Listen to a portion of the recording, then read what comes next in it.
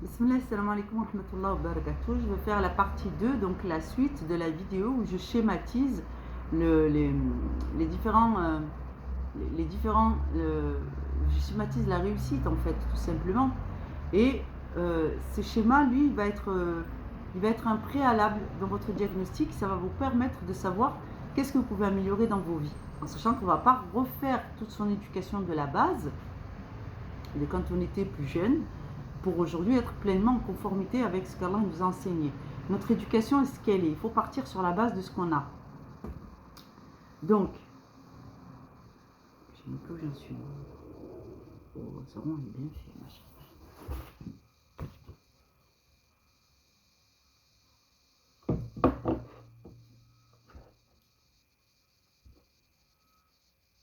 On avait vu tout à l'heure que ici, 1, 2, 3, on en est tous là. On a une vie, on a du travail, on est marié, on a des enfants, on n'a pas d'enfants, on a passé l'âge, un certain âge, on est dans la vie professionnelle, on n'a pas le choix, on est autonome, et ainsi de suite. On en est là.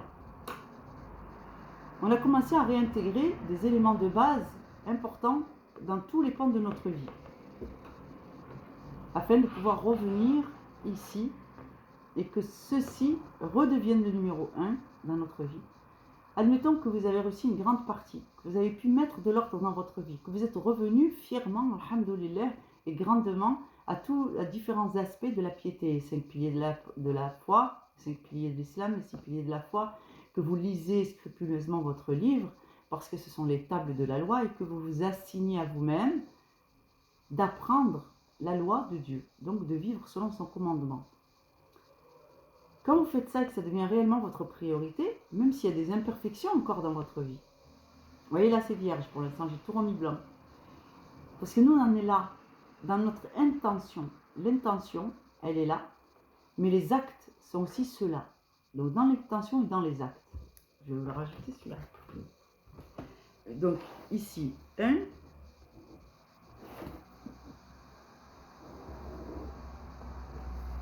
L'intention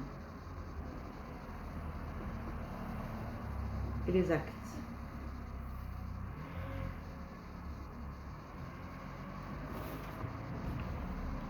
Donc on remet tout en priorité aussi. On remet les intentions et les actes qui découlent directement de nos priorités. On les met ici, qui sont notre ligne conductrice. C'est ce qui fait que nous, arrivés ici, mashallah, on va se retrouver en adéquation entre nos objectifs de s'épanouir en tant qu'être humain, de trouver la paix intérieure, d'être heureux, d'être satisfait de la vie, de ce qu'Allah nous donne, qui est indépendant de ce que la société va nous vendre. D'accord ? La société vous dit tout le contraire. Avant que les gens puissent avoir envie d'une dimension spirituelle, d'un sentiment d'épanouissement, de loisir, de ci, de là, il faut d'abord leurs besoins physiologiques.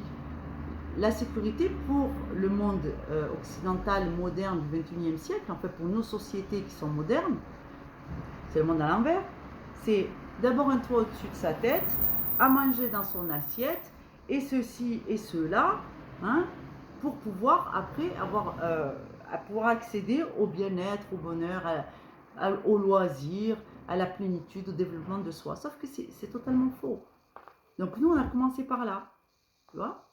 Donc ça peut pas apporter le bonheur ici. Ça peut pas. C'est un puits sans fond en fait. Quand on commence par là, on s'éparpille. Et cet objectif, eh ben, il va découler du 3 pour aller au 2. Sauf que tu sais que tu as déjà raté le coche parce que tu es déjà au 3. Donc quand on revient ici, objectif numéro 1, savoir à qui on est affilié. Exercice numéro 2, enfin partie numéro 2 de son développement personnel, c'est de savoir que lorsqu'on est affilié ici à Allah, on obéit à Allah et on a des lois physiologiques qui nous donnent notre ligne directrice. Notre ligne directrice va d'abord satisfaire Allah, être éduqué.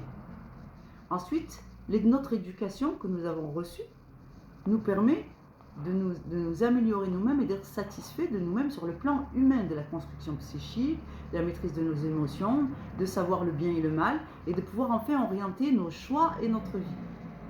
Donc nous, on se situe ici. parce qu'on a réussi à répondre à tous les critères sur ces deux dimensions. Donc ici, c'est un moment, ici, c'est exactement ici qu'on va se situer. Ça, c'est la piété.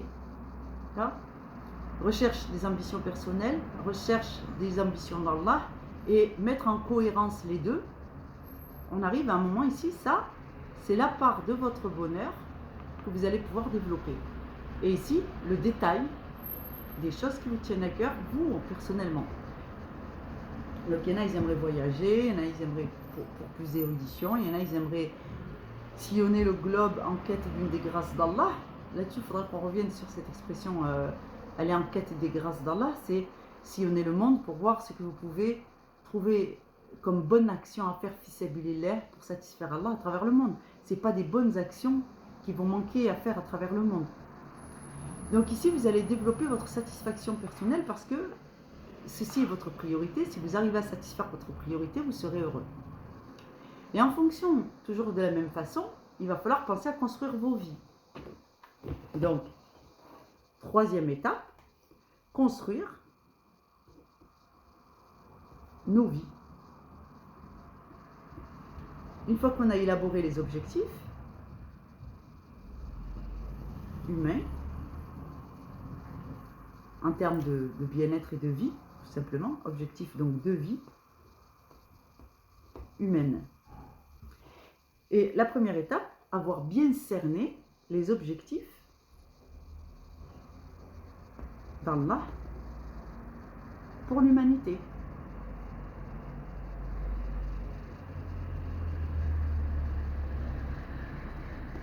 Donc, les objectifs d'Allah pour l'humanité, il faut bien les comprendre. Comprendre sa religion, lire son livre, comprendre les préceptes, la loi, et ainsi de suite. Afin de pouvoir se conformer à cette loi, ce qui fait partie des objectifs de satisfaction qui est tout en haut de la pyramide de Maslow, mais nous, il faut qu'on le mette ici, à cet endroit-là, en deuxième position, et non pas tout en haut. Parce que ce n'est pas le dernier pan. Ça doit être un pan qui vient juste après, on se conforme à la religion d'Allah, on est plus heureux. Ici, on est dans la zone de conformité de ce qu'Allah attend de nous. Quand on a commencé à atteindre ces objectifs, on y voit plus clair dans ses choix de vie. Et donc là, tu vas pouvoir commencer à construire ta vie en conformité avec le maintien de ton équilibre et de ton bonheur. Et comme tu sais que ton bonheur découle du fait d'être obéissant et que ce soit ici ton objectif qu'il est déjà atteint, toutes tes réussites ici en réalité découlent de celle-ci. C'est-à-dire que nous, on ne pense plus comme avant maintenant. Maintenant, on se dit, si j'arrive à faire ça, j'ai ça. Et si j'ai ça et ça, peu importe ça, parce que ici, quoi qu'Allah me donne, je continuerai à faire ça et ça, Inch'Allah. Et donc ici, il y aura bien sûr dans la vie professionnelle des difficultés, des ennemis, des contraintes et ainsi de suite. Mais tu auras dans le travail, tu auras du bien et du mauvais. Tu auras dans le couple du bien et du mauvais et ainsi de suite. Sauf que toi, tu n'as pas perdu le nord. Toi, tout ce que tu fais ici, tu le fais de façon à rester en conformité avec ce que veut Allah. Et comme tu le fais malgré les contraintes, les avantages et les contraintes, comme tu fais tout de façon à satisfaire Allah, Allah va te donner satisfaction en te faisant te sentir en adéquation avec la religion d'Allah.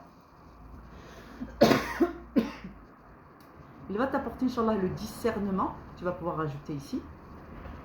Tu vois? Donc on va rajouter le discernement. Il va t'apporter la clairvoyance. Et la guider. Et te voilà à cause des problématiques qui se sont présentées ici. Et des avantages, bien sûr, il y a des inconvénients. Tu seras heureux, plus épanoui, alhamdoulilah, d'avoir une activité, une stabilité. Mais il y aura des problématiques. Et ces problématiques, elles vont t'inciter à te rappeler que ta priorité, c'est toujours là. Tu vas continuer à faire ça dans les difficultés et Allah va te donner des éléments complémentaires à ta piété. Donc, combler, à compenser, à venir compléter ton bonheur. Et le bonheur de l'être humain, il passe à travers sa satisfaction personnelle. Ça a toujours été comme ça. Il faut se satisfaire de ce qu'Allah t'a donné, mais pour ça, il faut comprendre ce qu'Allah te donne. Et pourquoi il procède comme ça, afin que tu restes dans cette zone, laïbarik. Et quand tu es ici, totalement en accord, dire voilà, j'ai des problèmes, je m'en suis remis à toi, j'ai fait selon ta volonté. Et toi, je me suis située ici dans la zone de piété et toi tu m'as comblé de ces 3 choses merveilleuses que je vais pouvoir réinvestir ici pour faire ma résolution de problème. Et puis ici pour résoudre un autre problème dans un autre domaine. Et puis ici pour encore un autre problème d'ordre financier. Et puis ainsi de suite. Et à chaque fois qu'un nouveau problème se présente, toi tu te réfères à celui qui est ta priorité. Et tu suis ces enseignements et tu continues ton érudition. Et tabarakallah, Allah va te donner des nouveaux éléments de ta piété à compenser, subhanallah. En ce faisant, il va lever les voiles des ténèbres. Ici, c'est la zone de la lumière, de Nour. C'est le bonheur qu'Allah propose à tous ses serviteurs. Et ainsi, tu pourras utiliser toutes tes nouvelles compétences, ta guidée, ta droiture, ta connaissance et ton humilité, Inch'Allah, au service de ta vie qui, elle, restera pieuse malgré toutes les contraintes qui vont venir à chaque fois se greffer. Et cette boucle, c'est le cercle vertueux de la piété. Et c'est donc, masha'Allah, ce qu'Allah propose à ses serviteurs quand il parle du plus grand bonheur. Parce que dans cette vie, si vous regardez bien, les mécréants ne sont pas des gens heureux, épanouis, sereins. En réalité, ce sont des gens qui sont extrêmement éprouvés et qui pensent qu'avec leur argent, ils peuvent acheter leur tranquillité, la quiétude, le bonheur. Et ce sont des choses qui ne s'achètent pas. Donc, je vous encourage et barakallahu fikum, assalamu alaikum wa rahmatullahi wa barakatuh.